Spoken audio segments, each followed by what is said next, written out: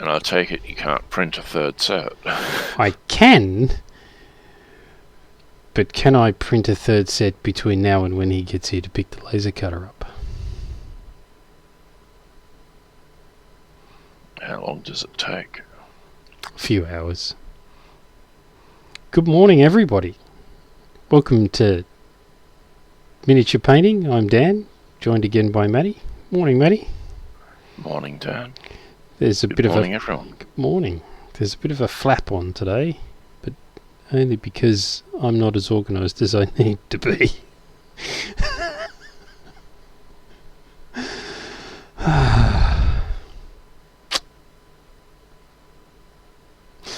I've spent the last few hours, last night and this morning, wrestling with a new cutting bed for the new laser cutter. I ordered some honeycomb, aluminium honeycomb through eBay, and I selected the local pickup option because the guy's only 10 k's away, and I'm thinking, wow, I'll be able to pick it up before the weekend, and I'll be able to use the cutter on the weekend using the honeycomb mesh as the cutting bed. That'll be great.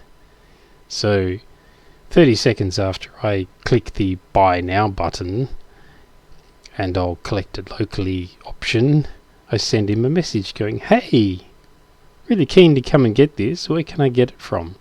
And what's a good time? Crickets. Gets to yesterday morning. Still haven't heard anything. Send him another message. Crickets. And I'm like, not likely to get it before the weekend then, am I? Probably doesn't have it himself. Possibly not. Anyhow, so a mad dash down to Bunnings and some aluminium angle and some aluminium bar later, and I'm attempting to make an aluminium flywire mesh cutting bed, and got to 9:30 last night, and there was no tension on the aluminium, and it was sagging on the mesh, and it was sagging in the middle, and rather than throwing tools around the workshop, I just went to bed. And it was interesting because a passing comment by Joe as we were sort of finishing up for the day set a light bulb off, because she was talking about could she stand at one end and put tension on the mesh while I did it up, and I'm like, no, that's not going to work because it's pop riveted, blah blah blah blah blah. And that it set the light bulb off going, you know what, you've put it together wrong. Rather than having the bar nestled on the inside of the aluminium angle, if you anchor it on the outside of the aluminium angle, then yes, somebody can stand at the other end of it and put enough tension on it so that it'll be flat and doesn't sag. So it's like 10 to 6 this morning. Back out there drilling pop rivets out. Yeah. But did you get Joe out of bed? Technically I didn't. Technically Willow did. But after Willow had finished her ablutions, Joe took Willow back to bed. So I put the tension on it myself. Now, of course, I need to physically anchor it to the undercarriage in the cutter, because the tension on it means that I'm only using 1 millimeter thick angle and 3 millimeter thick bar, so it kind of resembles a pretzel at the moment, and it's going to need to be screwed down to the undercarriage to pull the tension and pull it flat. So I ran out of time before starting the live stream to do that. Fortunately, I've got a fair few tech screws, so there is that. All because some dodgy eBay merchant can't be asked to do his job right. Yeah, to run his business properly. It's like, if you give people the option of local pickup, be responsive. Here's a top tip, people. Anyhow, I'm sure he was annoyed at the fact that I only ordered one. He probably expects people to be ordering them in batches of, I don't know, 10 or 12 or whatever. Irrelevant. Yeah, I know. Well, If you want people to order in batches of 10 or 12, only give that option. That's right. So, how are you doing this morning, Matty? I'm still trying to wake up. I just swallowed half a pharmacy, and I've got 2 cups of tea to work on, and a cup of coffee, and I'm going to start polishing my boots.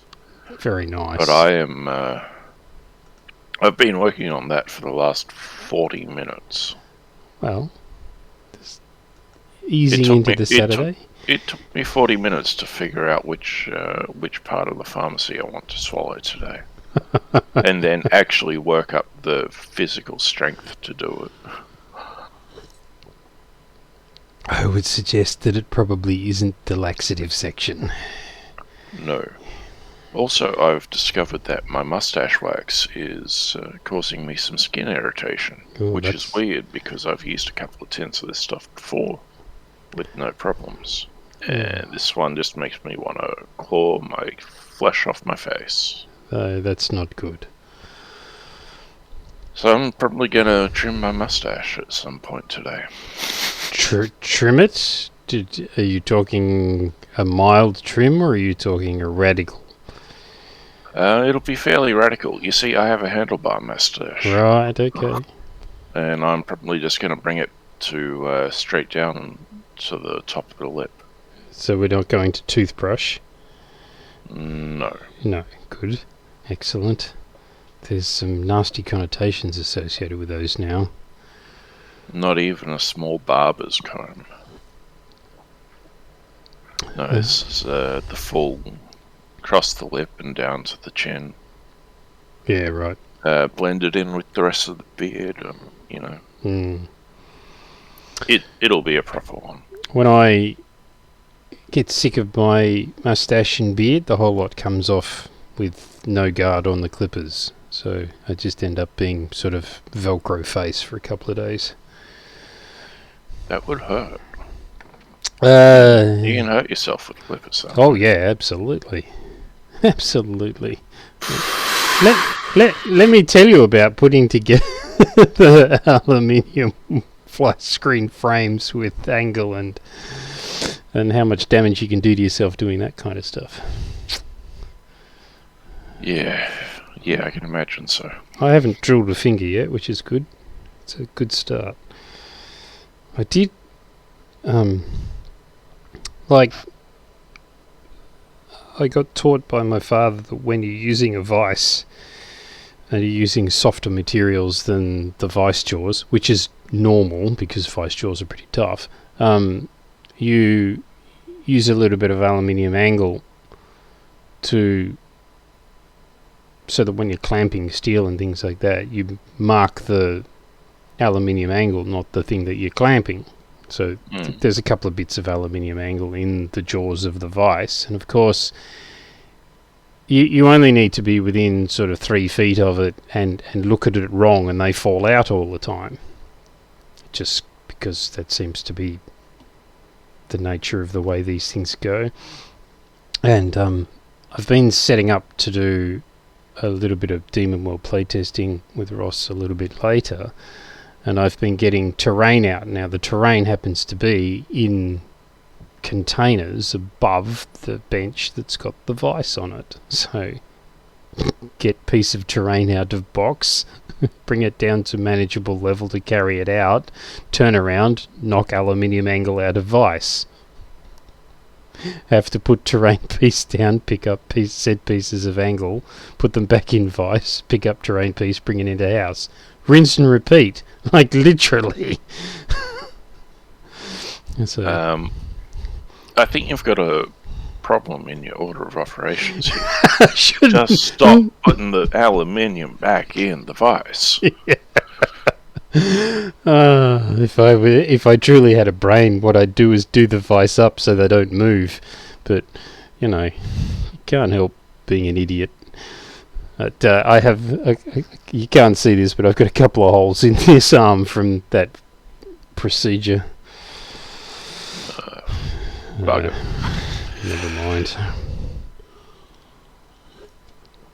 Give it a good rub with antiseptic. Aluminium's no fun under the skin. No. Fortunately for me, it's just taken the skin right off the top, so there's nothing embedded.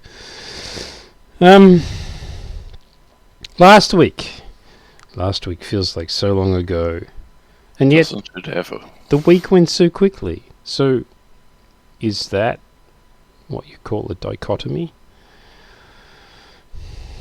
Maybe.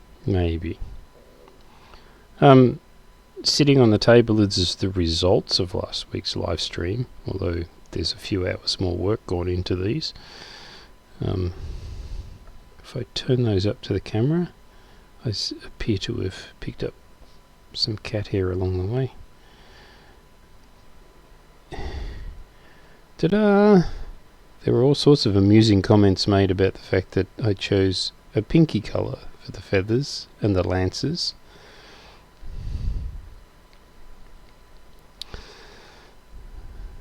I don't see what's so funny about that. Oh, I don't either. It's like...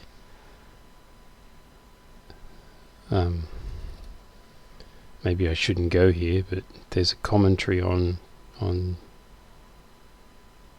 just how liberal we are in reality versus what we would like to be notionally, I think. Moving right along. So... Would you like me to make a dick joke? No, absolutely not. Okay. Unless it involves Richard Nixon. I don't have one of those spare because, Nixon was before my time. Oh. But I will say that Richard Nixon's head was my favourite Futurama character. Why wouldn't it have been? No, I mean... Exactly, because he was fantastic. He was a hilarious parody of everything.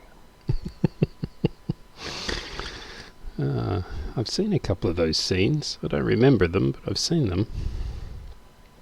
Like, I know the character that you're talking about, but not in depth.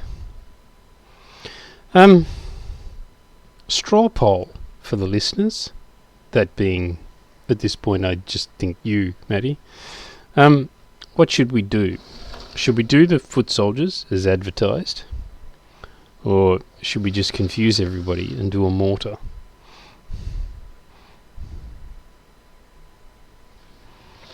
How about the mortar? I didn't realise that you had any advertising. Oh, in the go live notification, I said we'd be painting foot soldiers. So, yeah, the audience has spoken.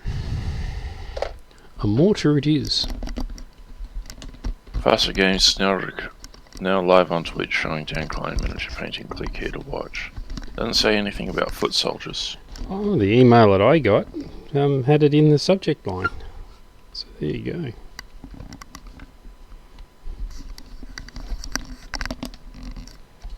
Wow. The marvels. Oh, my Agros Dunes is settled.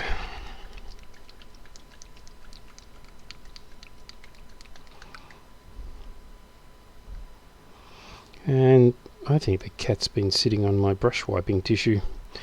I shall get a new one. Don't really feel like washing my brush and wiping it on a cat's bum. Cat hair. Mm-hmm. I think that if quantum physicists really want to understand the nature of quantum tunneling, they need to understand the propagation of cat hair. I don't even know what that means. It's too early.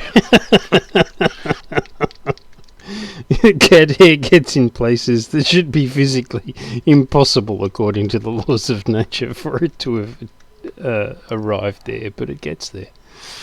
I'm sure there's cat hair in space, because I'm sure that it went with the shuttle.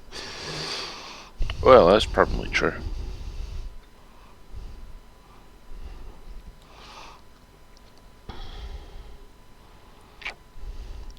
This is a very sophisticated piece of kit for something that's a medieval-based fantasy item.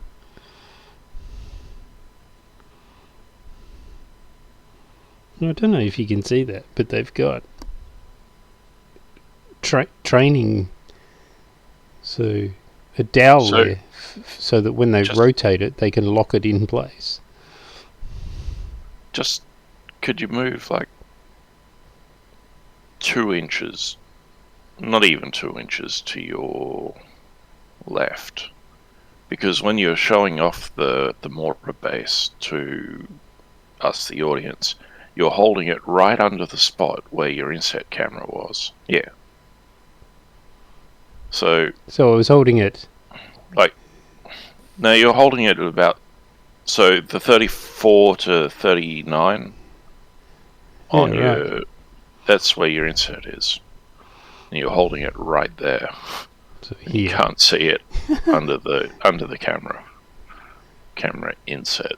Well, the inset image. Yeah. Is it better now? Yes, the 27 is like, 27 to 30 is your middle of the main image. I shall draw a box. Yeah, well, you've got lots of boxes on there already. What you actually don't see is there's a number of different marks over the course of the last, 10 months of trying to figure out where that camera is. Well, every time you move the camera. Exactly right. And as you say, there are a lot of boxes on here. Alright.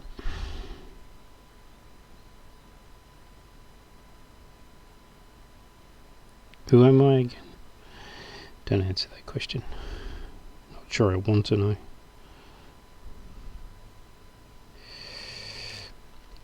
So I assume from the messages that you sent me the other day that painting has been non-existent? I did manage to paint the hooves of my horses and the teeth because they were the same shade. I still need to paint the little metal horse dealies, right? Which aren't a prominent detail, so I'm just going to run some silver over the base of the feet and call it done. Cool. But you're right, I haven't really had much of an opportunity to paint anything this week. Wednesday was kind of a shit show. For a variety of reasons, not the least being I may have been exposed to COVID by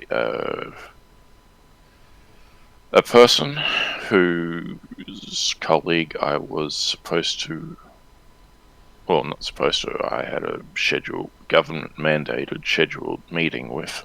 Oh, no way.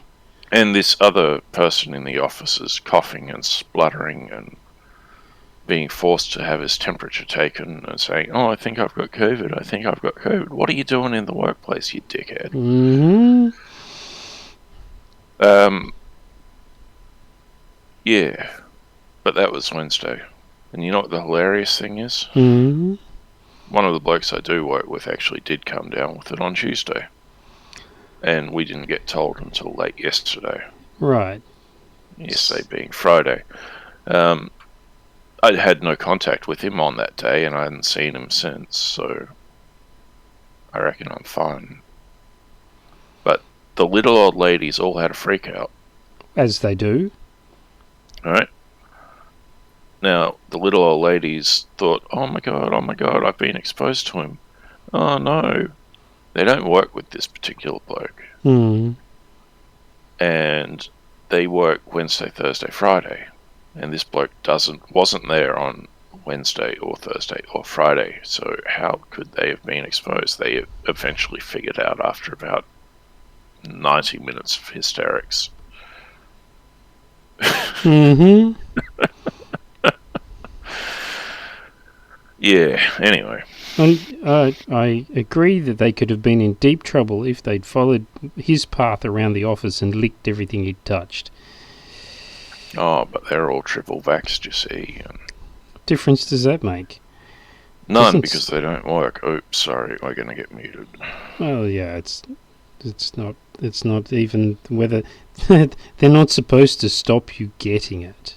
They're supposed to stop you that dying. was the lie we were all told at the start of last year. What, that the vaccines were there to stop you getting it? Yes, and that they would actually work at doing it. No. Yes, that was the lie that the whole world was told. That's why the whole world went in for them. Mm. I know it's hard remembering a year ago in the 24-hour news cycle, but that was the case. It's okay. I accept that that's what the message was. I just don't accept it. There's one shot, you'd never need to take it again, and it'll stop you from catching it. Oh, yeah. Yep. Israel's up to 5 now. Yeah.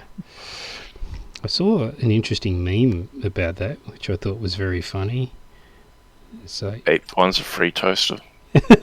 yeah. I haven't seen that one yet. No, it was all about the fact that now all of the human beings have to have Patch Tuesday updates regularly. Oh, that's pretty good.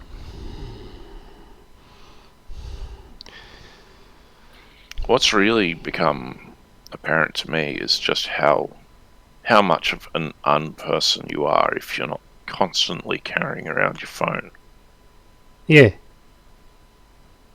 So on Thursday I had an early dinner with someone after work. Local Mexican restaurant, nachos and soft drinks. And she'd left her phone behind. Right. So denied access to the restaurant despite the fact that she's a nurse. And by law is, fully shotted, 3 of them. And she was in scrubs. And I'm like, she's a freaking nurse. You can see from the way that she's dressed that she's got her shots. Be reasonable. She's just left her phone at home. And no budge? No, can't do it. We were eventually served outside. Right.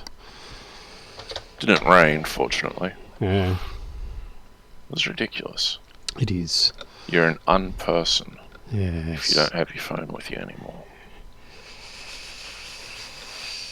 We were watching a music style special that was made by Brian Johnson, AC/DC, some years ago. I don't remember what dates are on it, but anyhow, he was talking to various different artists that he knows about life on the road and the kinds of things that they encountered and learnt and went through and all that kind of stuff.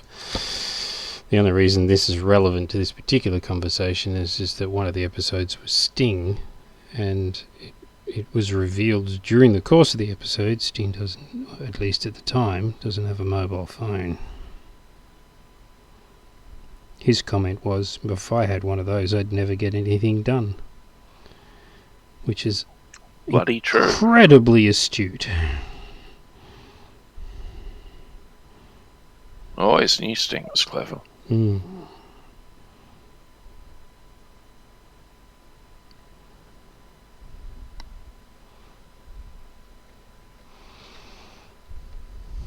So, yes. And now we're getting emails from work at 3 a.m. because some other sod can't sleep. They decide that you don't need sleep either. Yes. I have this setting on my phone. Comes 9 o'clock in the evening, the phone takes itself and puts itself on Do Not Disturb. And that it remains that way until 7 a.m. So any of the notifications that would normally make a noise or light the screen up or anything like that are totally disabled between those hours. It is a joyous thing.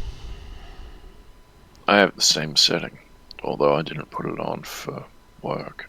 I put it on because a certain ex was, crazy. Or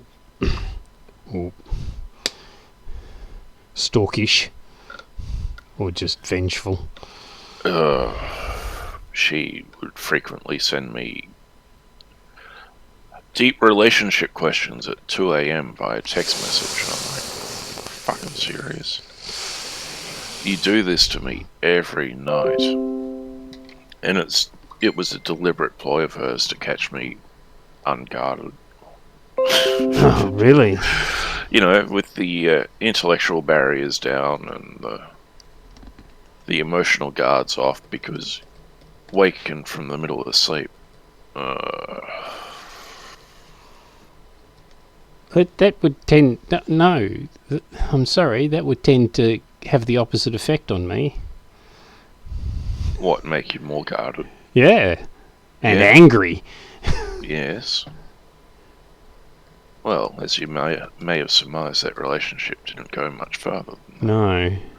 I put up with that for about 3 months because I wasn't sleeping well anyway, and then that was that. Had enough. Exactly.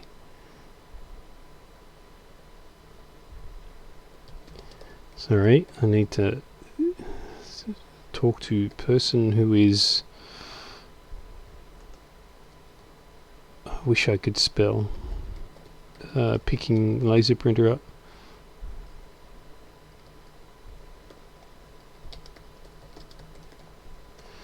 Right, I have an ETA. He has an address.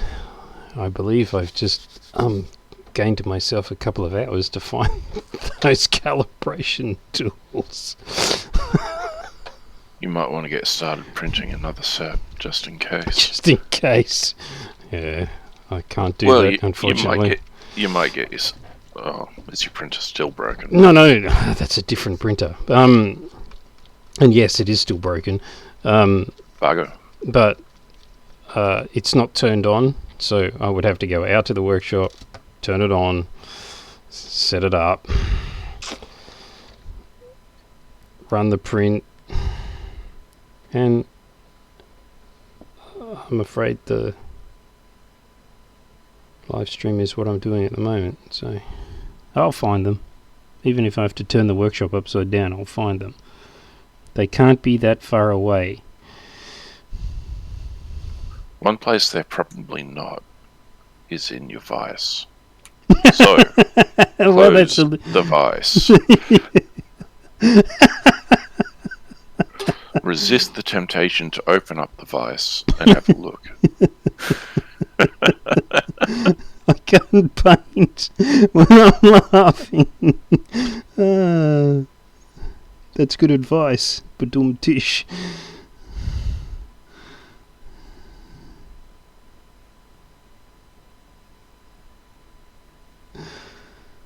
So much for Clee setting his alarm an hour early. Mr. Clee's in a world of pain at the moment. He fell over Thursday evening after work and oh shit, that's not good. Opened his hand up, palm of his hand up very badly on Bluestone Rock. Spent the majority of Thursday evening in the ED. And yeah, we had a good conversation Friday morning about cyanoacrylate glues, because that's what they were developed for. That's what they were developed for. But yeah, it was a bit sore and a bit lacking in sleep, shall we say, because he didn't get home till midnight and the pain woke him up at 4 or something yesterday morning. So I assume that trend probably continued. In which case, I hope he got some sleep. Oh, and they don't give out opiates anymore. No. Have I ever told you that story? Possibly. I mean, opiate addiction is no joke. Let's face that. Did I ever tell you that story? I don't think so. Well, it's a story involving opiates, so you would probably have remembered it. Anyhow, so I've had open heart surgery. You know this. I've told you this before. When they've cracked you open, they've split your sternum and then wired you back together and sewed you up and all that kind of stuff on the Friday, and they send you home the following Wednesday. They do so with a great deal of drugs, and in this case, quite a bit of opiate.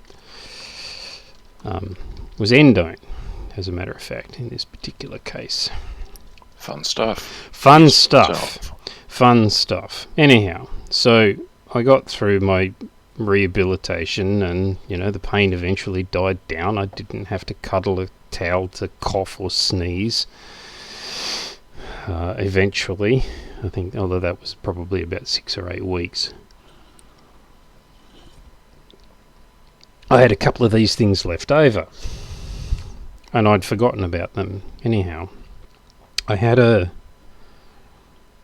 really, really bad headache one afternoon, and it was probably about 18 months later or a couple of years later, and it was an incapacitating headache. I couldn't function. And I was rummaging through the medicine cabinet looking to see if we had any Panadol Forts left over, because that was at the point in time where you couldn't get them anymore. They'd taken them off the market, or you could only get them by prescription or whatever. Anyhow, and I came across this box of endone at the bottom of the medicine cabinet, and I went, ripper. I remember these being good. So I took one. 20 minutes later, I was floating around the house 18 inches off the floor in this weird, trippy, bizarre sort of waking daylight dream.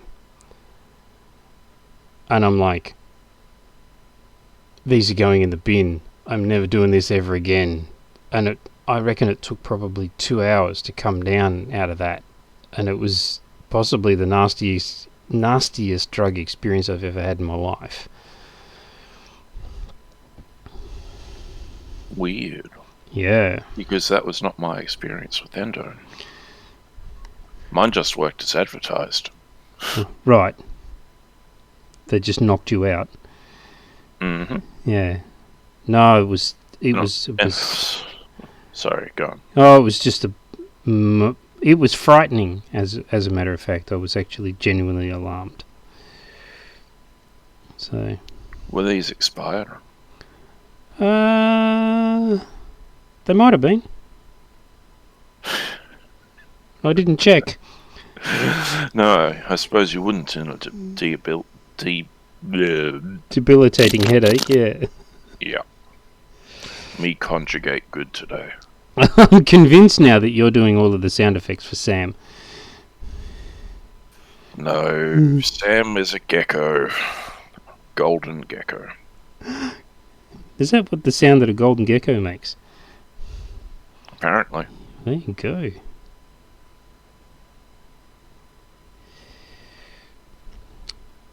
So yeah, there's my opiate. My last ever opiate experience was really nasty.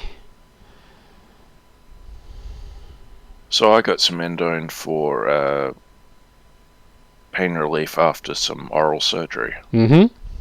And it just worked as advertised, which was fantastic. And I only got through maybe a quarter of the pack before I didn't need any more because of the skill of the surgeon. Yeah. Anyway, surgeons, actually there were 2 of them at 2 different attempts on the same problem. Anyway, about 4 years later, when I was absolutely out of everything, I was having a bout with a gallstone. All right. And I too was rummaging through and looking for the bottom of something that may have been overlooked, and I found my endone. And I took them, and I was fine, which is good. Mm. Yeah. Real counterpoint. No problems with anything else. I couldn't see how one could get high off it. And I'm like, There's probably a problem for those who have got, less stern constitutions or whatever. It was trippy, man. It was trippy, man. Yeah, like literally. Yeah.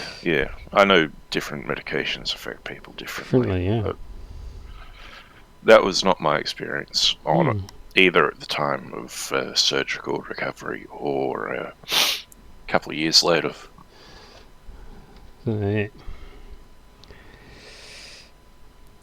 Yes, they...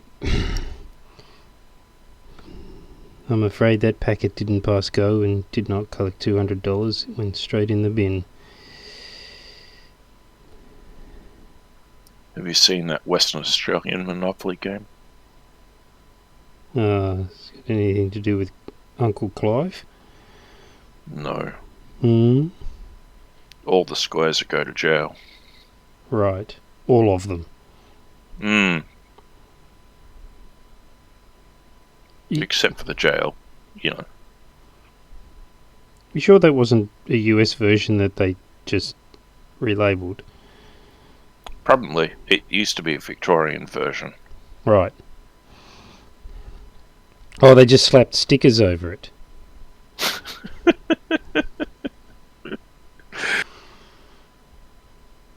Oh, it's a meme. Yes. A few people have made comments to me now about the fact that I'm intending on going over to Gen Con. Well, you'll probably be alright. This is the thing. There's no guarantees. Who knows? Who knows what's going to happen in the next month, the next 6 weeks, 8 weeks, 12 weeks, 6 months. At this point, it's impossible to predict. Well, that's true. I mean, we are on the US travel advisory level 4 red list, do not travel. Doesn't work the same way in reverse, but yeah.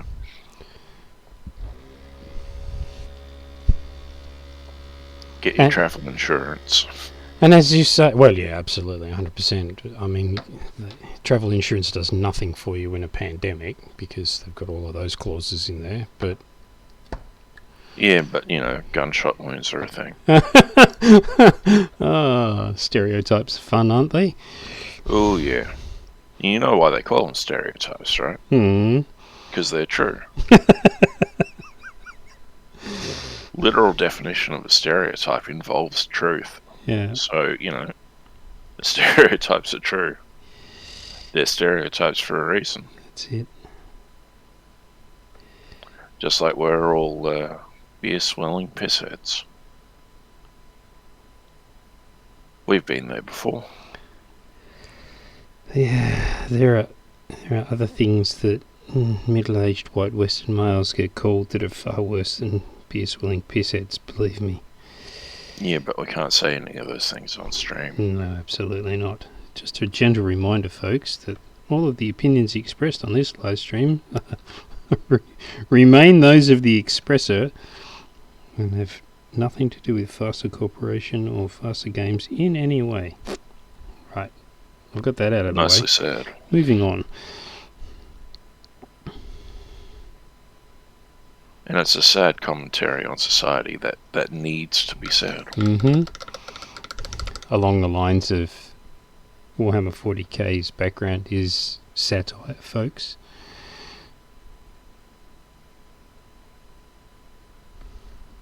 I think we've covered various reactions to that too from both sides of the spectrum. Political spectrum. Don't come at me, bro. We're all on the spectrum. That is becoming increasingly apparent to me. No, it quite literally is. The spectrum is covers normal people as well. Not many normal people around anymore. Oh, yeah, okay. So typical. I apologise. Typical. Functional. I don't know that I'd go there. Oh, true.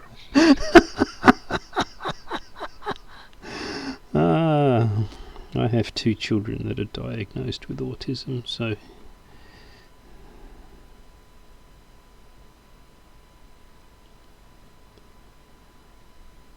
I've been through the literature. I was probably not diagnosed, even though I probably should have been.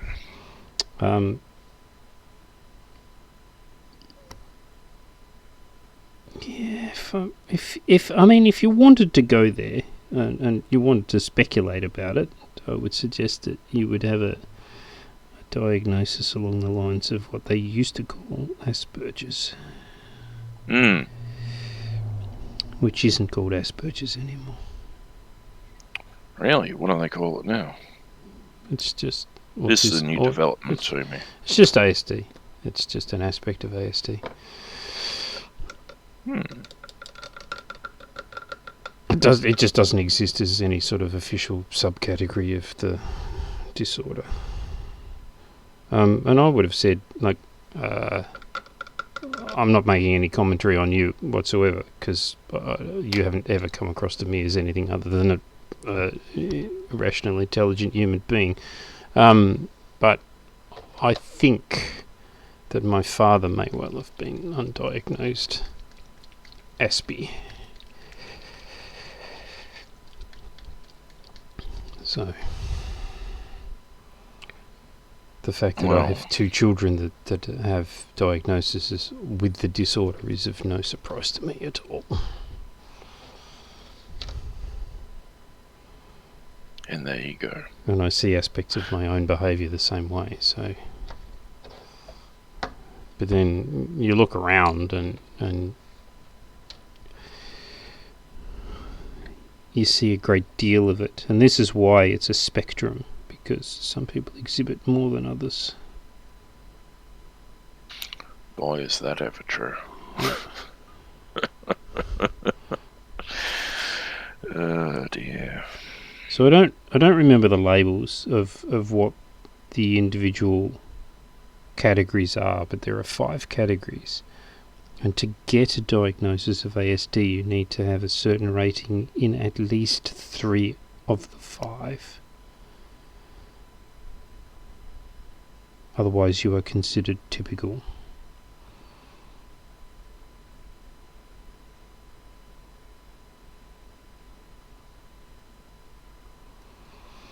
Well, I'm at a point in my life where I've no desire to find out. So... What difference will it make if you do find out? Exactly. There's no special prizes for me. There's no extra funding or anything like that for me. You get nada. There's no... Nope. So, why bother? Well, yeah. I'm me. Uh-huh. Wouldn't it be nice if we could all just say, I'm me, without resorting to a whole bunch of labels? Labels. And wouldn't it be even nicer if we could say, you are you, without resorting to a whole bunch of labels? Also, yes. In fact, even better.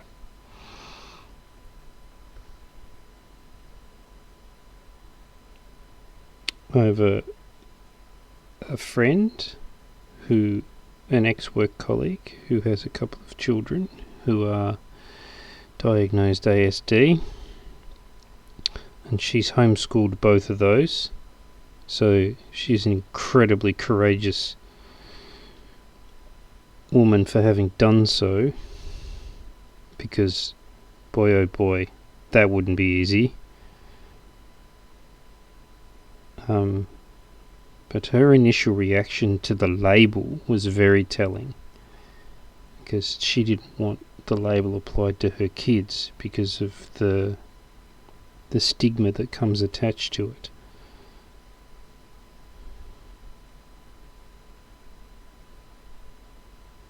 So on the one hand, you have to get the label in order to get the help, and on the other hand, once you've got the label, now you're at a disadvantage because of the reaction that other people apply to that label.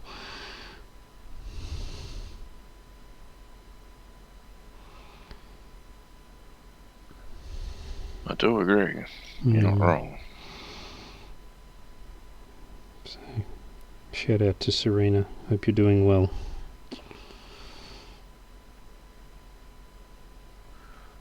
And it's not just in terms of this either, but all across all aspects of life where you can get government money for effectively free.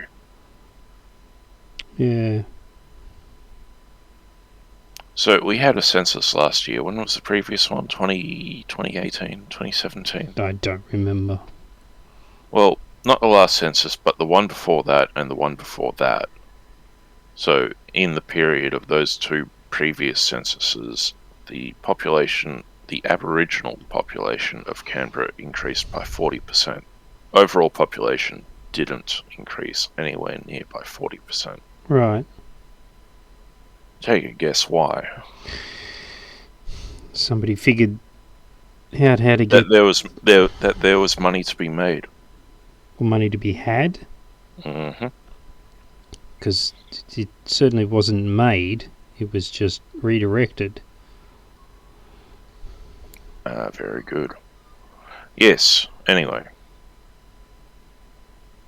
I was having a conversation to that effect, and oh no, that can't be true. No one would ever want to claim to be Aboriginal for false purposes. And I'm thinking, really?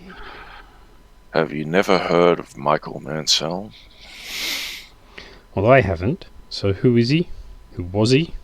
Okay, so you know the famous story of how the Tasmanian Aboriginals all went extinct 150 years ago because of the evils of the white man. Hmm. Michael Mansell and his family in the 1970s decided that they were Tasmanian Aboriginals. Right. And that they were the only judge of who is and isn't a Tasmanian Aboriginal. Right. Despite the fact that they're actually white as I am. Right. If not you. And for the last 50 years, that family has been the sole judge of Tasmanian Aboriginality. Right. Despite the fact that for the last 170 years, Tasmanian Aboriginals have actually been extinct as a people. So yeah, people figured out that there was some money to be made. Mm. And it's a damn shame because there are Aboriginal people who need actual, genuine, literal extra funding over the average Australian. Yeah. And they live in the bush. They don't live in Canberra. They don't live in the leafy suburbs of Hobart. They don't live in bloody Bondi or Ultimo in Sydney or whatever the Melbourne hangout is. Nor bloody Musgrave Park in Brisbane, for that matter. Mm-hmm. They live in the Northern Territory. They live in the north of South Australia. They live in the far west of New South Wales and all over Western Australia. And they need actual funds, not being pinched by white people looking for a free ride. That's right. Yeah. It's that aspect of human nature that bakes my cake, so to speak. I get really upset at that. People that manipulate the system for their own ends, making it harder for the legitimate people that are supposed to be being supported by that system to use the system and gain benefit from it. Or watching that system go away because of the level of fraud being perpetrated. No, systems will never go away, not in this country. Yeah.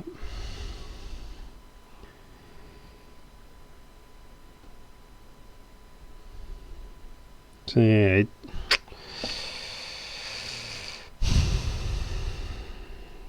frustrating. Sorry, everyone. That's a rant based on a lot of years of working at the coalface in that particular industry.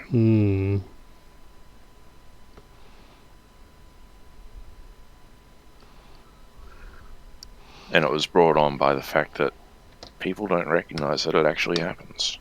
Oh no, it can't be true. No. Yes. Wrong. Yeah. It's not too much of a stretch to imagine that kind of stuff going on, that's for sure. Ever hear of a bloke named Bruce Pascoe? Wrote a book. No. Dark Emu. No. Don't know it. Good for you.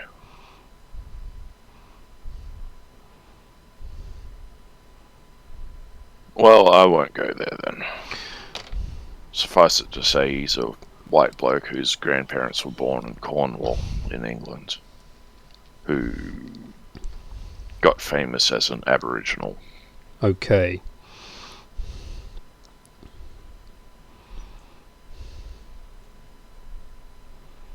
Yeah, all four of his grandparents were born in Cornwall.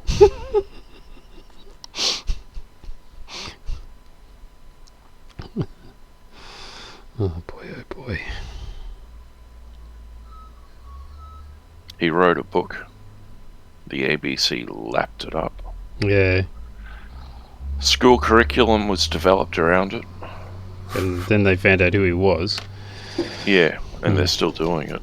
I think they cancelled the TV show that they were making of the book. Right.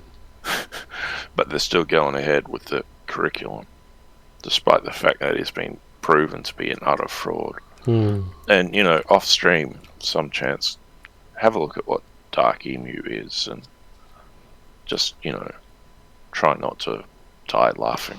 Right. I'm trying to... Yeah.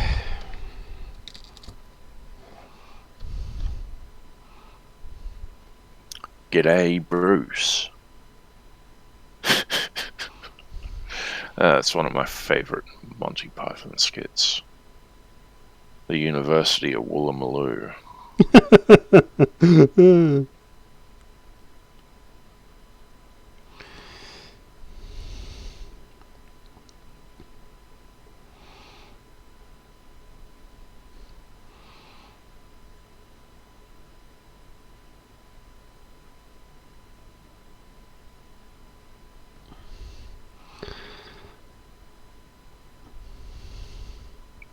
My favourite Python sketch would be the Architect sketch.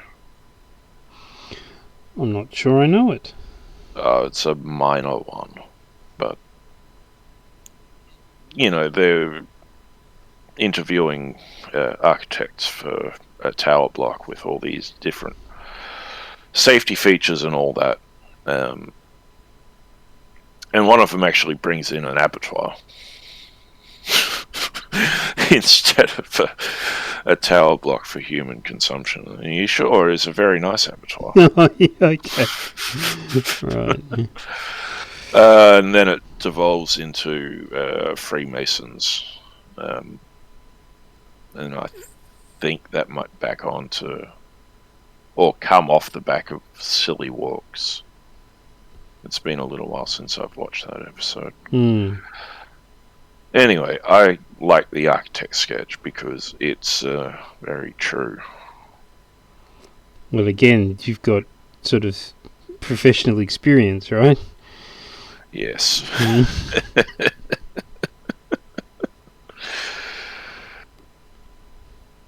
You remember there was an old fella, a landscape architect I used to see a bit of. He was largely retired, but entered architecture competitions for giggles. Right. He submitted an entry to the King George Square revitalisation project in Brisbane, and I got to have a look at his plans and make copies of them for the competition, etc.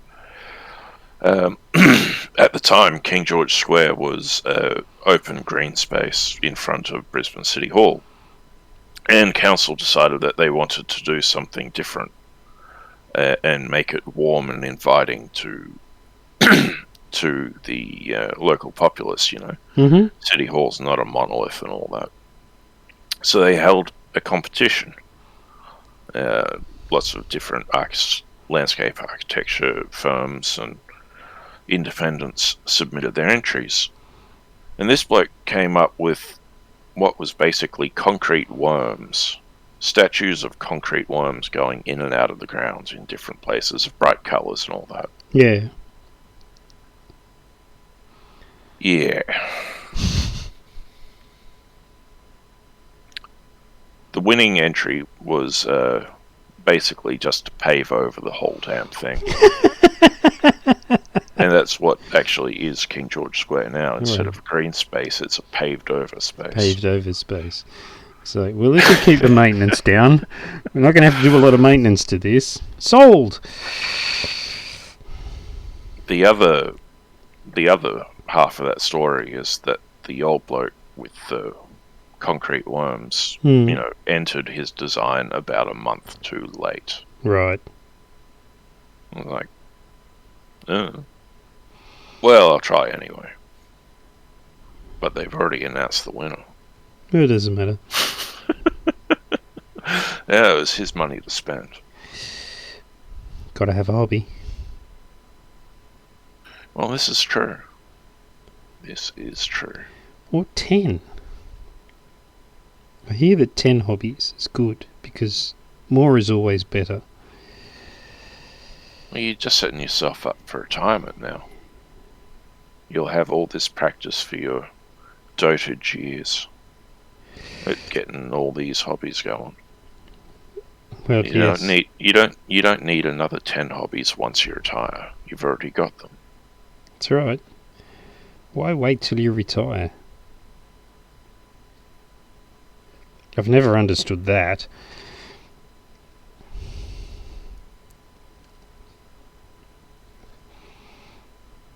Silly Western white male capitalist bloody claptrap.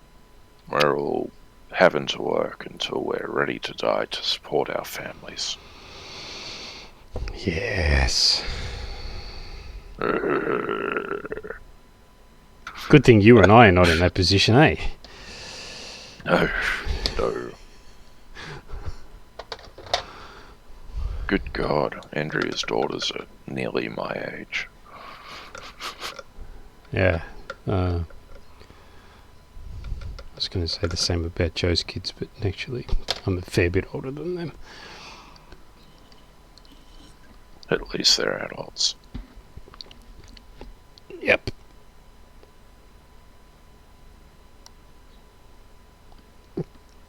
Her eldest wouldn't be that much younger than you, actually.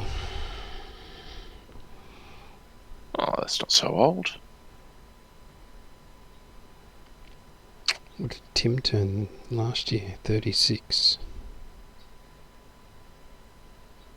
Well, there you go. Same age as my sister. Hmm.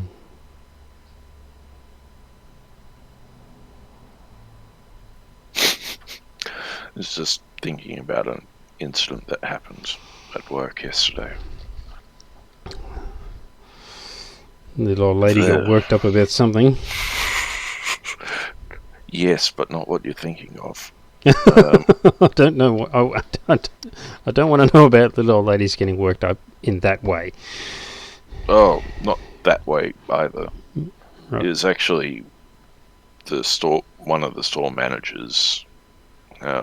In this particular case, it's a bloke in his early 30s who was recounting a story about how his niece kept saying, "Oh, you're old, Grandma. You should be in an old folks' home." Right. It was off the back of a comment. A woman was trying to donate some kids' toys that were absolute shit. Yeah. And she said, "Oh, we'll take them and give them to your kids." And he kind of blew up at her behind her back. "How old do you think I am? I'm not old enough to have kids. I'm only 32, he said. And then I said to him, "Well, how old were your parents when they had you?" 19. Mm-hmm. And I said, "Well, congratulations, you're old enough to be a grandparent in your parents' times." Yep. And he stopped for a moment and thought, "Oh shit, you're right." Yeah. And then he got on to recounting the story of his niece, saying, "Oh, you're an old grandma. You should be in an old folks' home." The niece being 4 or 5. Hmm. And grandma being about 50. Yes.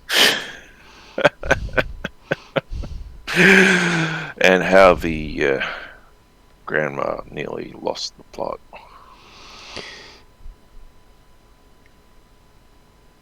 So, there is a truism, and it is you're only as old as you feel.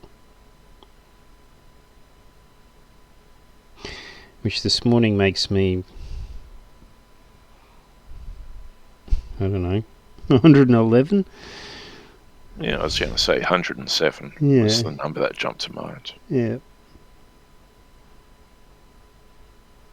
I prefer you're only as old as the one you're feeling. Oh boy, does that get me into trouble. Yeah, me too.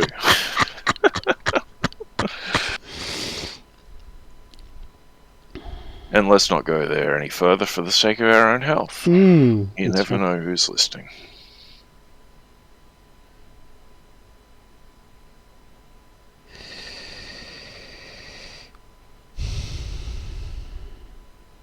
What's on for the rest of the weekend?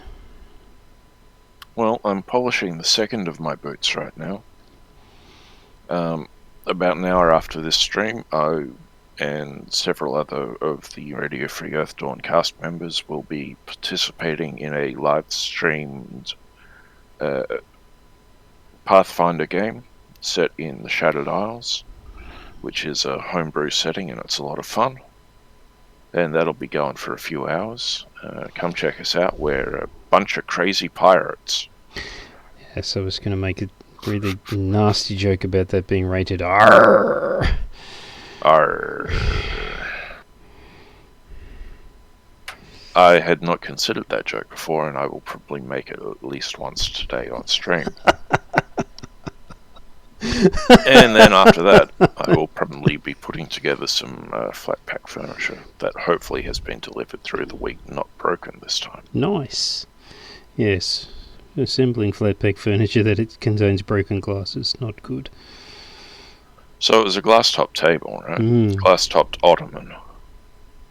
And the guys who had delivered it apparently rolled it along in its square box. Clunk, crash, clunk, crash. Yeah, clunk, and no crash. one noticed. No one noticed. Right. And so I wasn't told that it was a glass top box, but I moved it around, and all I could hear was this rattling, like plastic packaging beads in the bottom of the box. And I'm thinking, that doesn't sound right. And Andrew is saying, "Oh, I want to put some more rocks around the garden. You know, some pebbles. That'd be nice." Yeah. Do you reckon the plastic packaging beads out of that box with the ottoman in it might be alright? I don't know. Let's open it up and have a look. And I open up the top of that box, and there's a whole ton of broken glass on it. I'm thinking, holy shit. Was this a glass table? Yes. Why do you ask? Because it isn't packaging beads. This isn't a glass table anymore. Nope. Yeah, anyway, that was good fun. She got a replacement out of them. Yeah, phoned them up and said, "Look, you know, you guys delivered us a broken table. What's going on?" "Oh, yeah, we can do an exchange for you. No worries. I'll just have to see if we've got any stock."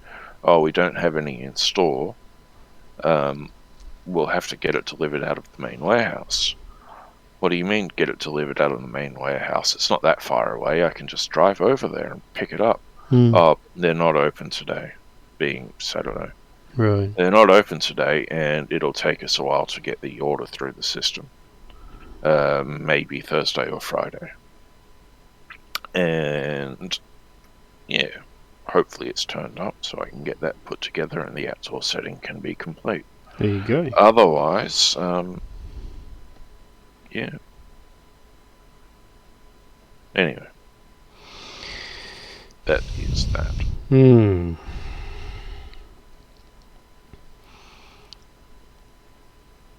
And so tomorrow was just a free day. Oh God, I hope so. I think I need it. I finished editing that special podcast episode last night. Oh, good. Which was good. I tore myself away from playing MechWarrior 5 to do that. I hadn't played MechWarrior 5 in about a month and I felt the itch. Because I hadn't had time to play it. So... But yeah, I need to actually upload that and set the social media to make announcements. So I should probably do that at some point in the intervening hour between this stream and the next one. And that upload will take the place of the 1879 content. So spoiler for people who listen to our 1879 actual play podcast. I run out of episodes. We've had a couple of months of bad run of people's availability. The episode that releases tomorrow, Sunday, the 23rd, will be the last one for a little while, because I don't have anything more recorded. Those were recorded in November, I think. We haven't been able to play for 3 months, as is often the case for gaming groups at this time of year. So there's that. But there is a re-edited version of the Earth Dawn side of that podcast coming out, movie length. Hopefully a little easier to listen to, because there have been some editing tricks that I've learnt since those early days, nearly 2 years ago. Yeah, you heard it here first. There you go. I've run out of content. I started with a 24-week buffer, and I've finally run it down over the course of a year and a half. Yeah. It happens. Boy, how does it ever happen? And if you're an RPG gamer or a tabletop gamer in general, you know what it's like to have your groups just take hiatuses.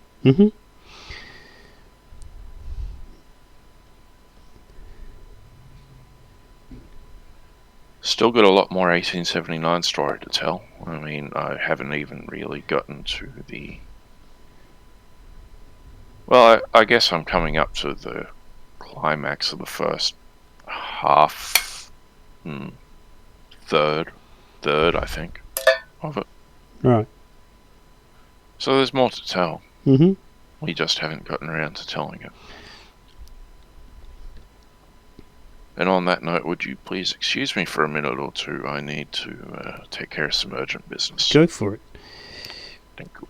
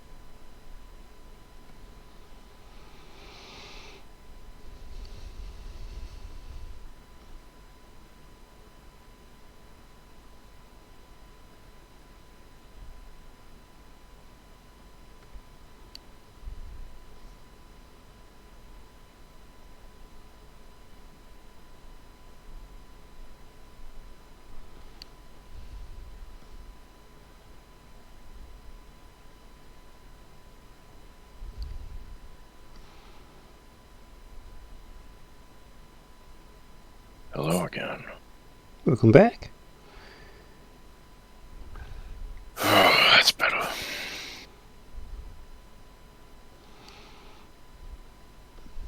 I tell you, I love baked beans and chili for dinner. Mm-hmm.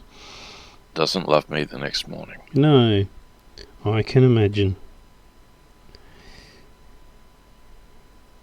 Chili baked beans must be brilliant. I've not tried them. Yeah. Well, what you do is you take your baked beans and then you add in, chili. Mm-hmm. It's a whole thing. I'm quite keen on Mexican, and I like red kidney beans and things like that. But Joe hates it, so.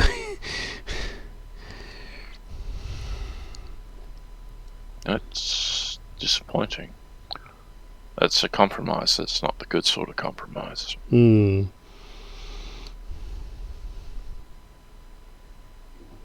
She also doesn't like egg, which baffles me. Really? Yeah. I despise egg myself. Oh, there you go. So egg smells bad.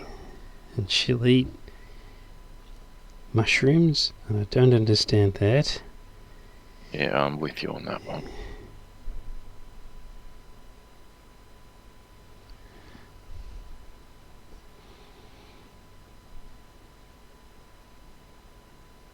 We'd be boring if we were all the same. Absolutely. I'm reasonably sure my taste buds weren't developed properly as a child. I was a difficult eater as a child and hasn't really changed as an adult. Like, some people relish vegetables. They eat them as a preference, and they'll, when they're looking for a snack, they'll go to the fridge and they'll pick out a tomato or something like that and eat it, and I'm just like, oh boy, no thank you. Well, I'd be looking at those people too, picking tomatoes out of their fridges as a snack, and I'm like, dude, don't put your tomatoes in the fridge, that ruins the flavour.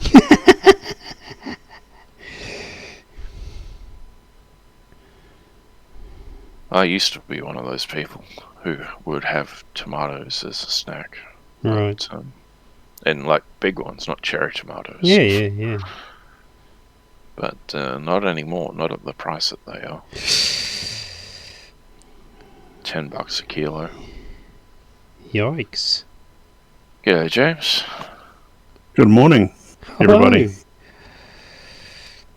How We're are just you talking doing? about Weirdos. Food weirdos. And you turned up. Who knew? It explains why my ears are burning. I thought it was just because it was the blood flow coming back in after being outside in the cold, but obviously not. Well, I was just about to go into a big long rant about how expensive food prices are, and then you show up to show us the way. Mm. Yeah, they are. They're bloody expensive. Food is overrated. The trick is not to eat.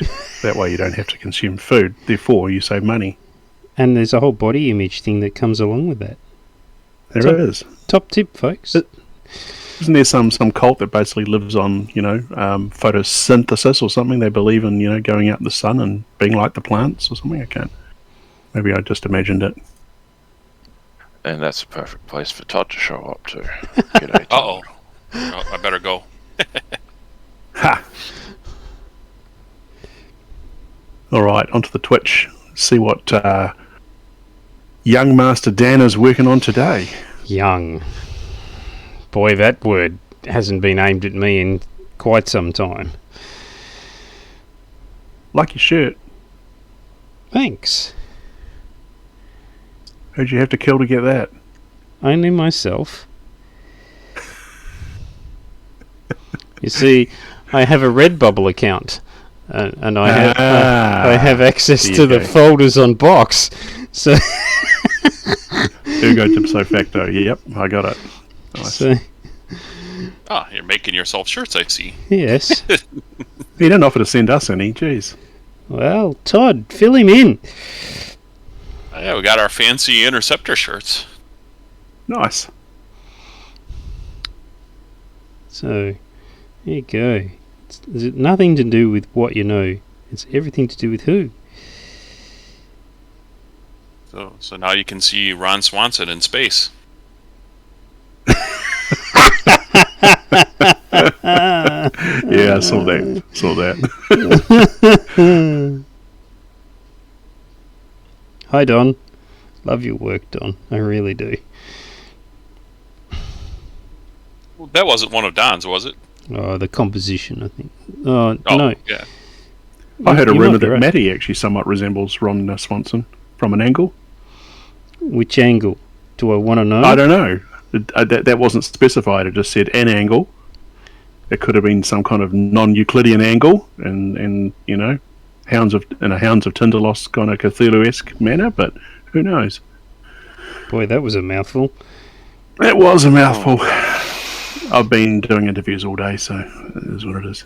Any luck?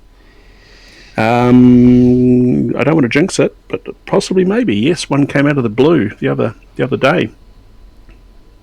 I was speaking to the guy who happens to be in Australia at the moment. He's in Melbourne. He's Australian, but living in Nashville now. What crime did he commit? What crime did he commit to come back to Australia? Apparently, he's spending time with his family. Right, So there you go. now that the lockdowns have kind of loosened for international travellers. For international travellers. Unless you turn a spy. Oh, can I relate a meme? Can I? You may have Sure. seen this one, Matty, but the other guys may not have. So, I don't know if you guys are aware that the English cricket team's been over here playing an Ashes series and they haven't done particularly well. Mm-hmm. So there was this meme that said that the English cricket team have decided to hire Djokovic as their batting coach. Oh, no. Seriously? Yeah. They went there? Yeah, and the reason they understand that he wouldn't have had any background in their particular game, but they couldn't fail to notice that it took Australia at least 2 weeks to get him out. I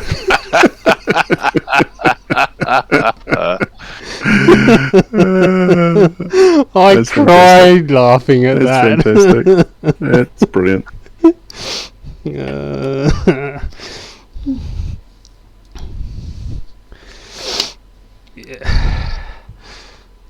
I laughed, I cried, my head fell off. Yes. Ooh, I appear to have dropped my head. Yeah. So we shall see on this other thing. I might end up possibly having an Australian manager in America, which will be a first. Nice guy though. Good sense of humour, which was great. Yeah, good. Yeah, that's the kind of thing that you want. What are I you don't up want to to, jinx Todd? it, so yeah. If I get through to the next stage, I have one more interview, and then if I get through that, it'll be an offer. So, Brilliant. and even better, it's in Tennessee, and even better, it's remote, even though it's in Tennessee, and but it kills two birds with one stone. The requirement is still to move to Tennessee, which coincidentally happens to be exactly what we're looking at doing. Yeah. But it's remote in the meantime. Right. And it's completely different role from anything I've done in IT. Well, not quite strictly true, but it's not what I've been interviewing for. It's out of left centre. There you go. But is it something that you would like doing? It's less money than I would earn doing the thing that I do by a factor of quite a bit, actually. But having said that, the coinkadinkle part of it is it happens to be kind of roughly where we want to end up. It's a lot of new skills that everybody on the team is learning. So it's grassroots kind of stuff, opportunities. It's bleeding edge tech. It's a multi-year job, as in some of the people that have been there have actually been like there for over a decade, kind of thing. Massive project. It's at least 3 years of work right out of the gate, which suits me. and the team is small. They're personality based, so if that's me right out of the gate, fail right out of the gate. Yeah, so it ticked a whole lot of boxes. And weirdly enough, it's actually a 4-day working week. That'd be why it's a fair bit less money, presumably. Correct, it is. Well, there is overtime. So if you do work overtime, you do get paid that. But it's salary-wise, kind of out of the gate, you're being paid for 40 hours, and it's 4 days. 4 days on, 3 days off.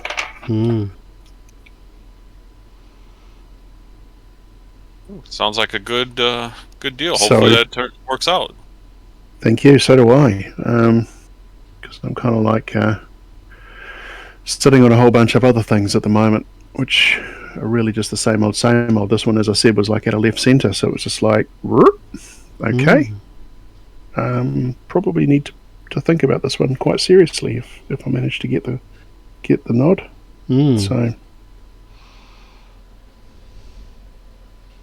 doesn't mean we'll be moving if straight away, but means at least we can come out of the holding pattern and move forward. Oh, very good. Well, I'll keep a whole bunch of stuff crossed for you. Thank you, I appreciate that. I still haven't found my Demonworld minis. I've no idea where I put them.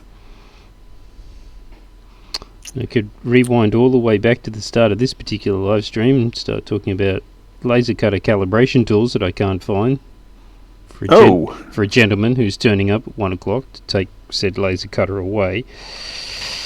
Oh. So yeah. Because they got boxed up during the workshop build out and you put them somewhere safe? Oh no, I found them again because I've recalibrated the laser since I put it in the workshop. Oh. So then you box them and put them away again? Exactly. They're in a safe place. TM. Yeah. It's the last part that's always the real kicker. Todd would know about that, but he doesn't anymore because he's got no space to put anything in because he's living the nomad lifestyle. Well, that is true. He does know about La vida that. nomada. Noble Nomada. There you go. There you go. There's a game title for you, Todd.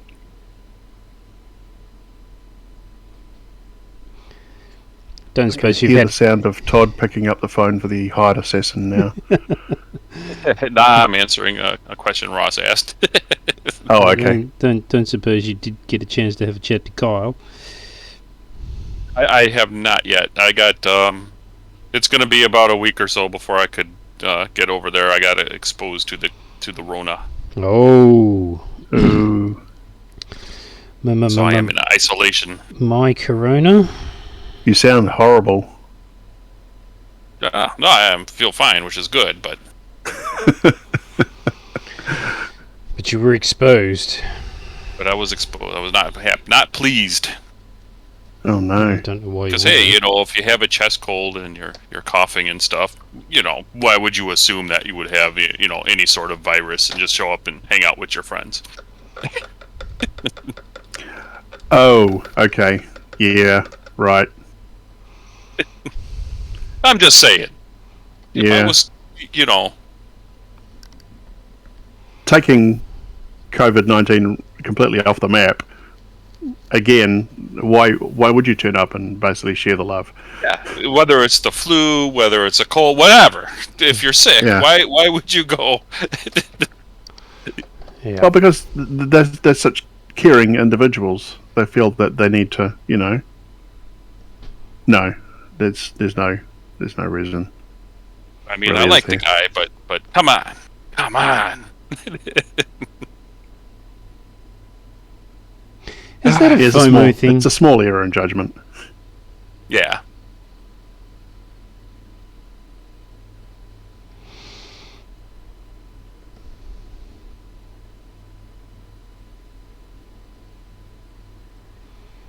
So, James, is remote in Tennessee a tautology?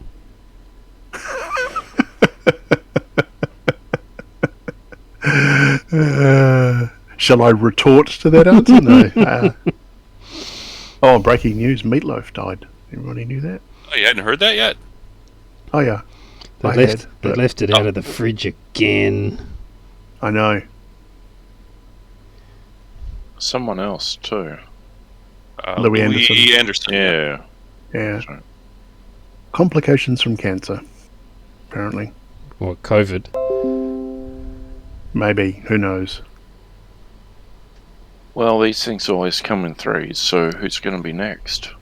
Me! Maybe. Me! Pick me! Adele's just killed her career. Who did? Adele? Adele. Yeah. Why? Oh, she had herself a 3-week stint in Vegas, which she pulled the pin on 48 hours out of. Because she's crying. Oh, wait a minute, that's her entire career. She'll probably go forever. Mm-hmm. Yeah, it doesn't tend to work like that. It tends to work the opposite of what you actually think should happen. What actually should happen is not what happens. There used to be action consequence. Now it seems to be action, and by action I mean not a good action, consequence. And now it seems to be action reward. I'm not quite sure how that changed, but The reward is just simply a different consequence. well, I guess yes, yeah, that's actually valid. You're practicing your tautology there, Dan. Yeah, but they're not so taut. They're a little bit loose, you know. So they're looseologies. Oh, okay. Good wordplay there. There might was actually actually refreshing. be flappingologies. But It was refreshing hearing the word data today. oh, really? Yeah. Does Todd resent that? What's that? Do you say data or data, Todd? I say data, but that's just But he's Yeah. a Trekkie, so But I don't really care if somebody pronounces it differently. So are Also, you root or route? It depends. Depends I on- use both. So is it Route 66 or is it Route 66? Yes. I mean the song goes Route 66. But then again, if you're transferring data with the appropriate IT data appliance, is it a router or a router? Does data take the appropriate route? And therefore, technically, the device that is used to route data is a router? Seems logical to me. I'm still stuck on your use of 60 sucks. Oh, 60 sucks. I also have no opinion on GIF or GIF. So. Fush or chops. Want some fush and chops.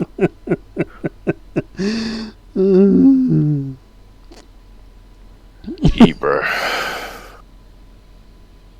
Yeah, nah. Bro or bra? Yeah, nah. Yeah, nah. bra or bro. Bra. Bra is something completely different. Yeah. One is an item of clothing. The other one could be considered to be a friend or colleague. These two things are possibly mutually the same, but Possibly compatible. Compatible in the right social situation. I don't know.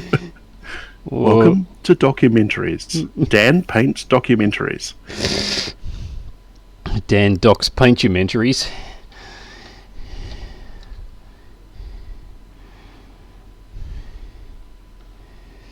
I'll just say it again. The YouTube auto-generated subtitles are fantastic for these videos.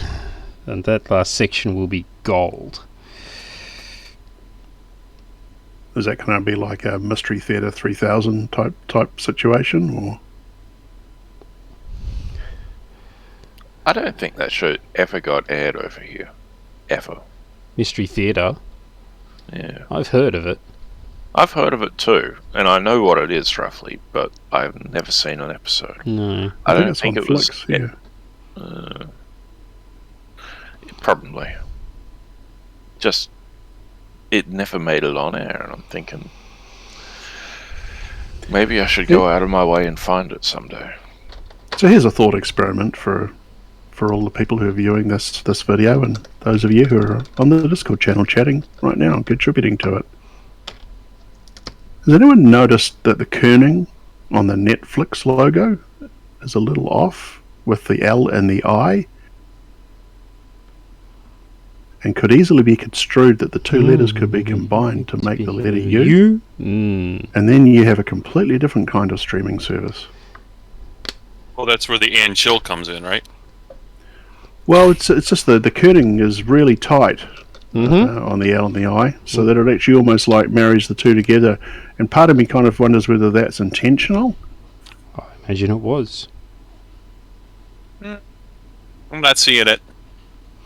You're not seeing it? Okay. I'm not seeing it. I think you need new glasses. Well, I mean, Probably. that's probably true, you know. So there's a product. Well, that's just a general comment to anyone. There's a product in Europe called A-Style. Go and look at the A-Style logo. ASTYLE? That's it. It might even be hyphenated, but Todd's seen it straight off. Oh dear, oh dear. Wow. Yeah, you tell me that wasn't deliberate. It's gotta be intentional. Now, they were the major sponsors of a major motorcycle race in Spain. And that logo was plastered right round the track. And then once you've seen it, you ain't unseeing it. There's truth in that. Wow. Oh. Yeah, that's like the little arrow in the FedEx logo. Once you see it, that's all you see. So what about Toyota? Toyota's symbol. Oh yeah, where it can make the whole Toyota in the symbol. No. So it's the I see the ring and the ring and the ring. Now that I've seen it. That's God. that's a Thanks, turd. Dan. That's a turd in a fishbowl. No. That wasn't what I was seeing. The whole turd. I see it now, but I wasn't seeing that. Right. Okay. Well, you'll need to fill me in on what you were seeing, maybe off stream. But yeah, I know a guy who is an ex-Toyota employee, and yeah, it was him that pointed out that turd in a fishbowl. And now that you've seen that, you'll never look at a Toyota the same way again. That's exactly how I look at Toyota. I've owned a number of them. Having owned one. Yeah. I loved my Toyota Corolla. Now, I had an Drove that thing 330,000 kilometres. Yep. Because you could, because it was a Corolla. Yep. And the only reason I stopped driving it was basically the interior stuff was pretty much disintegrating. It still had the the indestructible clutch and indestructible gearbox, and Because it was just Corolla. Well, I have to say, I had like the 1980 Toyota Tercel, which I used for delivering pizzas. Oh. And it ran until it threw the timing chain, and then it no longer ever ran again. Yeah, right. Okay. Yep. But put some good miles on it. Tercel was one of their really original attempts at a car within which you lost the will to live.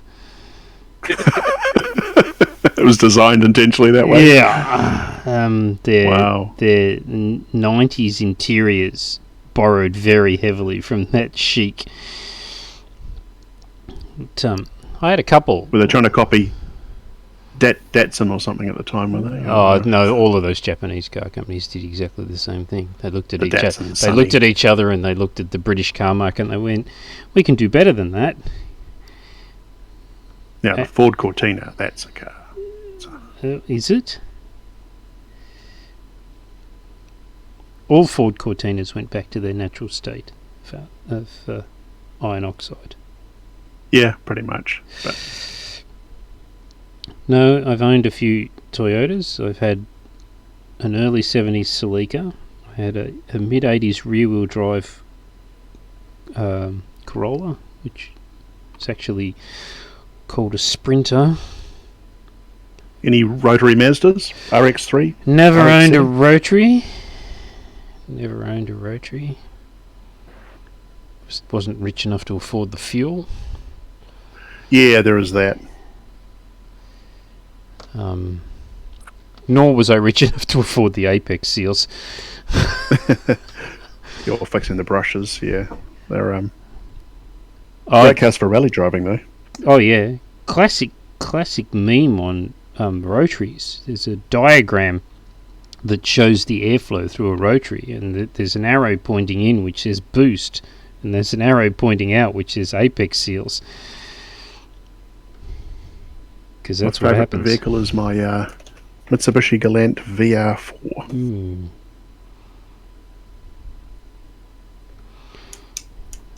My favourite car is every motorcycle I've owned.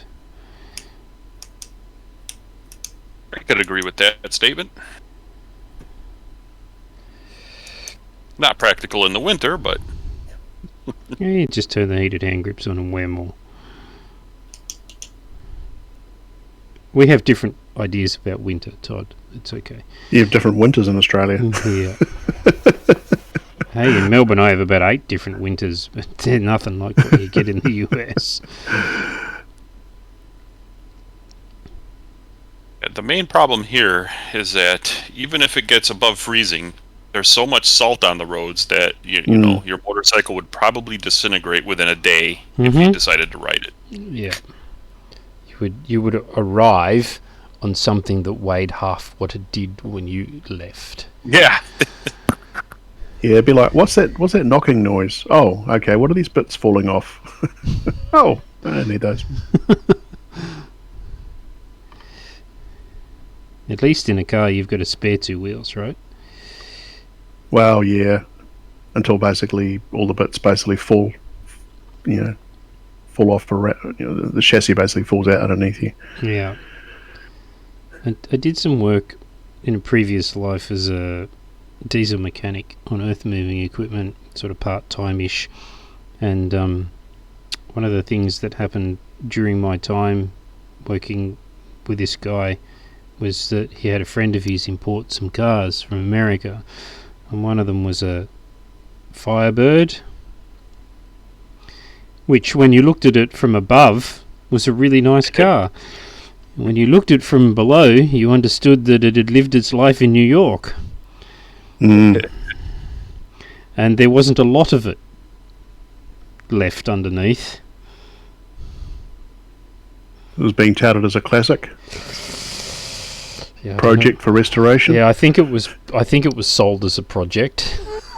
Not enough bog in the world to basically fill the holes in that thing. It needed a completely new chassis and a completely new floor plan. There was a little bit of weight reduction.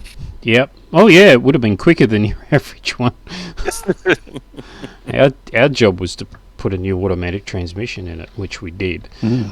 And so now from about 3 RPM through to about 400 RPM, because it had a big 454 in it, so it didn't rev any harder than that.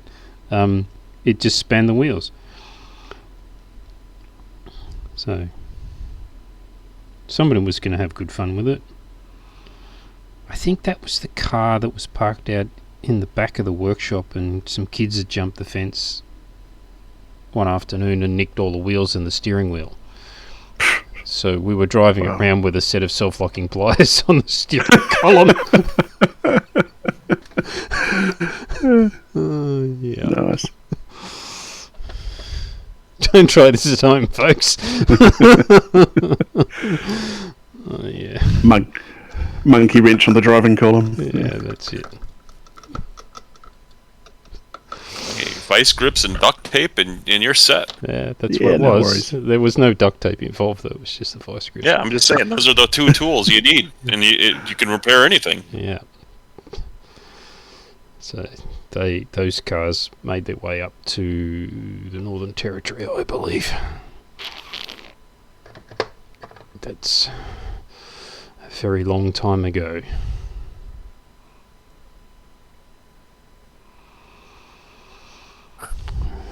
Matty's being very quiet. Is he even on? Yeah, I'm not really a car guy, so I could say stupid things and make myself look stupid. Why? I'm not a car guy, Sounds like stupid. Matty. Oh, wait a minute, I'm already there. The rest of us I are just doing like that. driving them. Dan's the car expert. Todd. I'm no damned they're the- expert. I mean, yeah, Dan expert. I've done a bit of work I on got it. cars. I've rebuilt some, but I'm not an expert. An expert, that's a dripper who used to be under pressure. That's right. And I'm still under pressure, so there's no X about it. Just a spurt. Just a spurt. Apostrophe spurt. There you go. Yep. Glottal stop spurt. SPERT, just to throw people off. Yes, there were some heated words exchanged at work this week.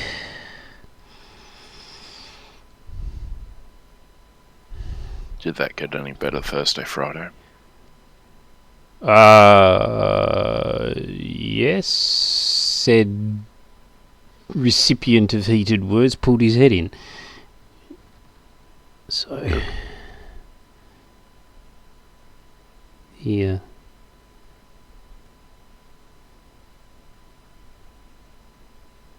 Yeah. So, lesson Well, I hope learned. that resolves itself this week. I guess you'll find out. No, I believe it's resolved.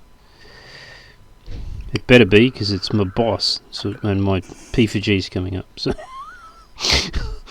I may find myself with some difficult tasks this year.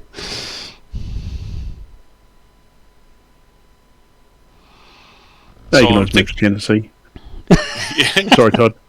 I was thinking, for the new updates to the Demonworld setting, I think you should have, like, in every picture, like, large ostrich-like birds everywhere, since so many of these people have feathers in their hats. Oh yeah, absolutely. Like, where are they getting the feathers from? Yeah, These are the questions we want the answers to. yeah, that's the important stuff. That's your fluff text right there. That's it. That's what they're fighting over, is these resources, The rare feathers. feather-producing birds. Yeah. Oh, you just have them like mowers. Yeah, the mowers were basically hunted by giant eagles, same as in Fiordland and New Zealand. That's what the eagles lived on. And the eagles basically could be like giant parrots, so therefore they got brightly coloured feathers. Oh, the temptation to tell a joke. It's okay. The urge is past. Moving on.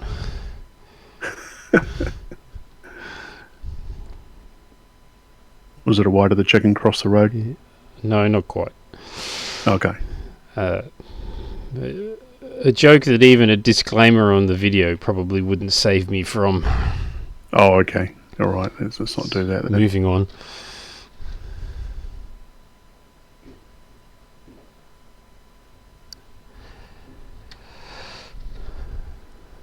What is going on out there? Oh, So you're hoping that your laser stuff is going to just mysteriously turn up, or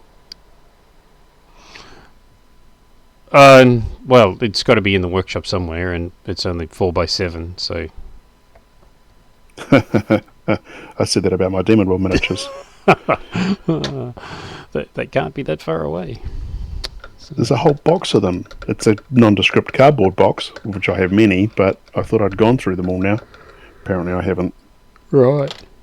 Are you sure they're out in the shed that you think they're in, or are they? Well, I'm not 100% sure. One of the boys' closets actually inaccessible to certain parts of it. It's possible that I did actually bring them in at some point, put them in the closet, and maybe it's buried under boy stuff. So that is a possibility. I might just wait until he's at work and then I'll savage his closet.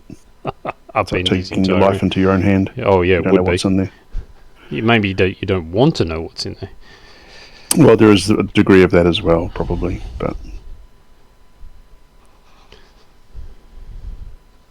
How old is said offspring? he's 21 now, Right. so yeah, So he's old enough to have a better stash than you had at the same age. quite likely, but also unlikely. personality on the kids. Yeah, exactly. Right. Yeah, I think it'll be safe. I don't think it's a case I'm going to need to use any household cleaning. Strong bleaches.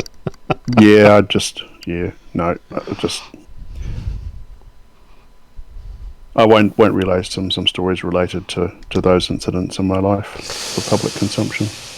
There is one though.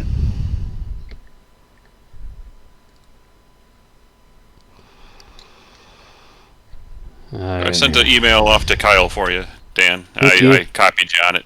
So Thank you. We can see what he says and start working on plans from there. You can just say no.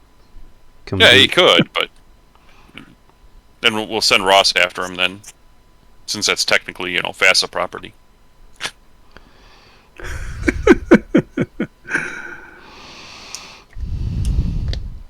Say no more Earth Dawn until we get the Demonworld miniature sorted.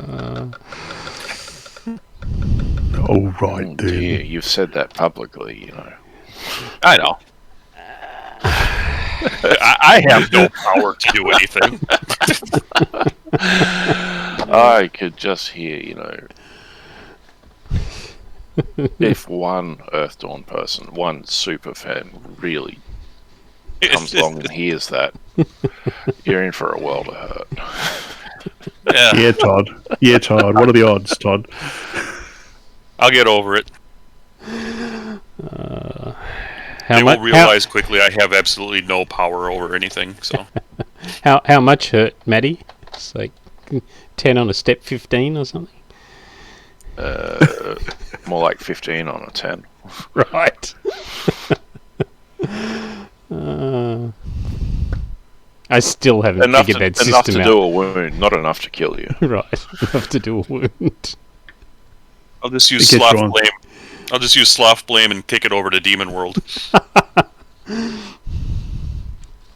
So yeah, when is the new Demonworld RPG coming to? Oh. What you need to do is you need to wait till tomorrow for the next blog post to come out, and you need to read the details of that. Tomorrow Australian time or tomorrow US?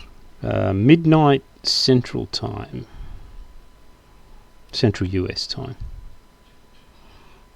Now here's the important question. So that's like 3 p.m., 4 p.m. here? Something like that. Is the RPG going to have X-Men? Let me know. Think about that. And if it does, will they have feathers? Oh, definitely. There'll be Feathermen, well, not X-Men. There'll be Feathermen. You could call them the Boas. The Boas. The Feather Boas.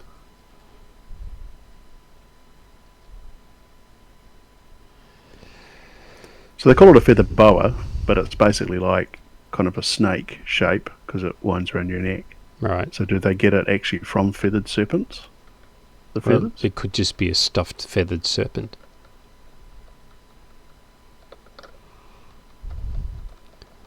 When did taxidermy start? That's actually a really good question.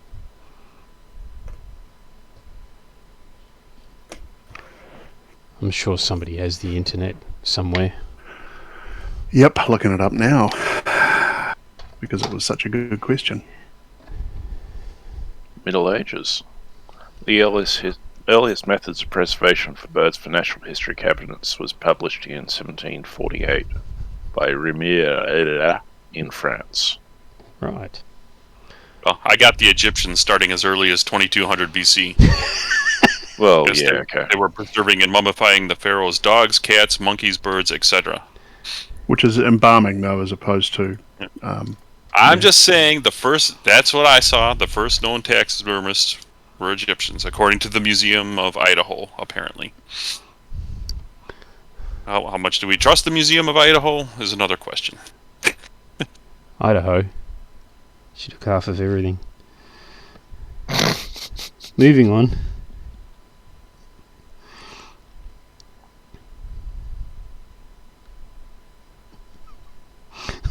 I made myself laugh, and now I have to correct.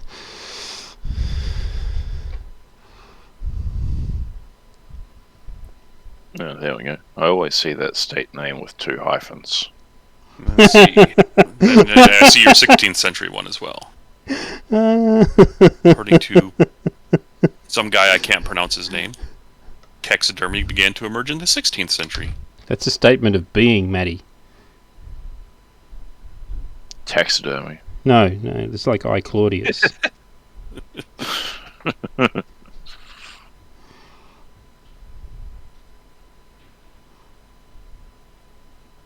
Why is taxidermy wrong? I don't care.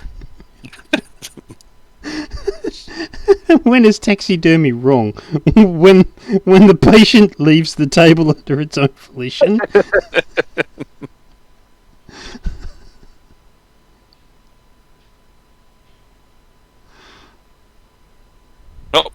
Dinner's ready. Have a good evening, everybody. Thanks, Todd. Happy COVID.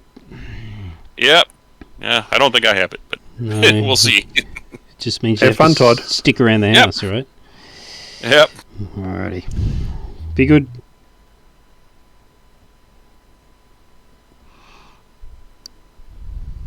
All right, I guess I better go and get some dinner then. Oh, everybody's abandoning me. The joke You wasn't did a that good bad. job painting. The joke wasn't that bad. I was going to say it's coming up on 10 o'clock for you. It is. I did notice that. 9:53, so... You're getting close to the end of the, up to the 2 hour mark. Why don't you take some time off for good behaviour? Well, I have to set myself up for a Demonworld discussion with Ross, so There you go. can't really I'm afford just to go going to with it. continue laughing at good behaviour. Well, you won't need me to work on anything for Demonworld now because you've got lots of people, so it's all good. Yeah, probably half a dozen now, which is interesting. Yep. Interesting. Nick is good. Get him on board. Nick has already presented a proposal for some stuff, so I need to go through that later and have a further conversation about him. Apparently, there's a double act going there, and that his wife may Oh, yeah. do some Exactly. illustrations. Yep. But we'll see. I've asked them to check out what I wanted from the style guide to see whether or not she wanted to try and do stuff in that style. So, yeah. Right, I'm going to do one more thing. Just one more. Wafer thin. What's a thing? I couldn't eat another thing. Just one more. Just one more. That is some of the best television ever produced. Or, you know what I mean. Damn it. I think I might have to watch that movie again. Yeah. We've circled back to Monty Python again. We have. We've done a bit of that today, as we usually do. You think you circled back, but maybe you never left. I think the latter is probably Certainly just been as true. surreal enough. Schrodinger's live stream. Welcome to the middle of the film.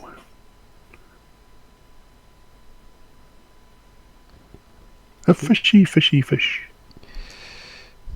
When I said one thing, I lied. It's two. Do you paint the treasure chest? It's not a treasure chest.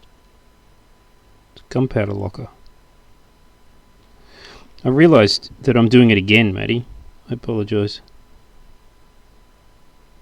What are you doing? Oh, yeah.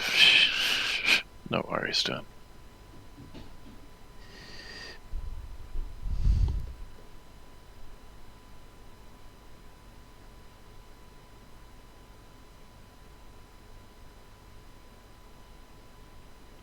It'll all be in the position of your chair, I reckon. Just needs to Yeah, I'm hard up. inch over. No, I'm hard up against a cabinet underneath. So It's forcing a position. yeah, what I'm going to need to do is actually move the camera. See, I'm using an old mobile phone, and the mobile phone is centered, but the camera's at one end of it. So Oh, okay. I'll have to move it.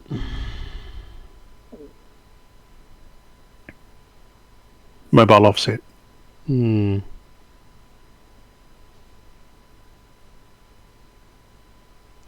So does anybody want to hear a tally? The number of Demonworld figures I've completed painting since I started. Sure.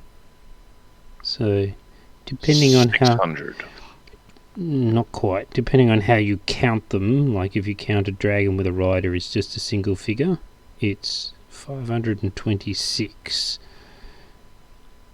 526. Yeah. Dang. Which represents 61 different SKUs. So you still got quite a way to go, Dan. Yeah. I think your goal was to do all of the SKUs, was it? It is. So I've still got more than 200 of them.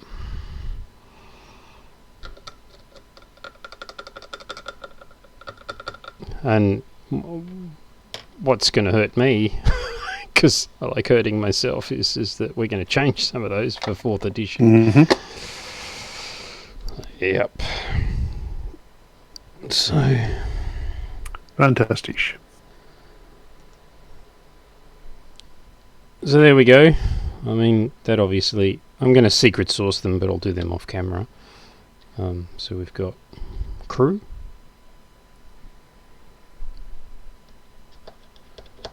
Whether they're motley or not is a matter of an opinion. Got to do his hair. But apart from... Oh, I've got to do his hair, and I've got to do a couple of the... Oh no, that one's ready to go. Then they're ready for secret source. So Nice. I'll have to sort out a base, and yeah. Of interest, just before I finish up, was the cannon, like the mortar itself. You'll notice that the holding pin, will go that way. I've actually driven it up down the barrel, like up inside. Because when it's sitting on the cradle, like that, there was literally nowhere to hide the pinpoint, because you can see up underneath it, and I would normally have pinned it sort of up under here, because a cannon sitting on a carriage, you can't see that. But this one's exposed, so I had to go up inside the barrel. Just... point of interest, I guess. That is interesting. I wouldn't have considered that. I thought you just did it because it would add some depth to the barrel. Well, I normally drill them out a little bit. So that's actually been drilled out with a 3mm drill. But again, go up inside that hole with a 1mm drill to put the pin in it. So... And once I've pulled that out, then a dab of black paint down the bottom will hide any of the leftovers from the pin being located in there. So, yeah. It took me probably about 10 minutes of hard thinking to come up with that. I'm sure somebody else would have come up with it quicker. Never mind. All right. Thank you, gentlemen, for a very, very entertaining morning. I appreciate you dropping in. Thanks for having us. Thanks for doing this every week. Exactly. It's good fun. You'll enjoy the rest of the day and the weekend. Yeah. Good stuff. Talk to you all soon. Cheers.